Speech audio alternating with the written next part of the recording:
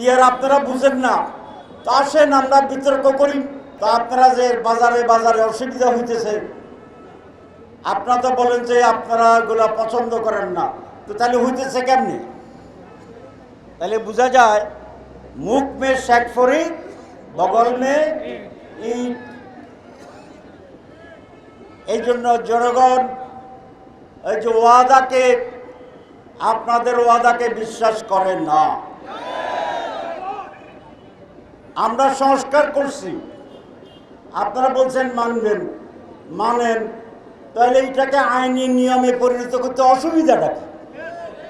তাহলে যেহেতু অসুবিধা, বাহ্যিকভাবে তো আমরা কোনো অসুবিধা কেন, আমি একটা জিনিস মানছি এবং এটাকে আইনগতভাবে এটাকে মানে শক্তি দেওয়া, তো আবার আইনের দিকে যাতে অসুবিধাটা বলেন। আমি যে আমাদের ঐক্যমত্যের মিটিং হচ্ছে সেখানে বলছি যে আইনি দিক থেকে এটা করতে কি কি অসুবিধা আপনি বলেন, আমি সেটার জবাব দেব। সানবিট সব দিবে সামাল। সানবিট ম্যাজিক প্রেস ডিশওয়াশিং এর মাথা ঘোরানো সলিউশন। পিয়ার আপনারা বুঝেন না, তো আসেন আমরা বিতর্ক করি, শহরের উদ্যানে গিয়ে বিতর্ক করি, বাইতুল মোকাররমের সামনে গিয়ে বিতর্ক করি, প্রেস ক্লাবের সামনে গিয়ে বিতর্ক করি। আসেন, যদি আপনারা আসেন তাহলে বুঝবো আপনার মনের কথা মুখের কথার মিল আছে।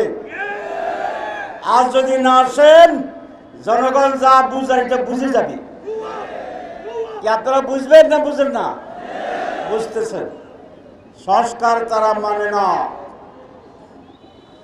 তারা বলছে যারা ক্ষমতা যাবে তারা গিয়ে করবে। তো তাহলে এই সরকার কি করা হইল না? এরা করা হইল না।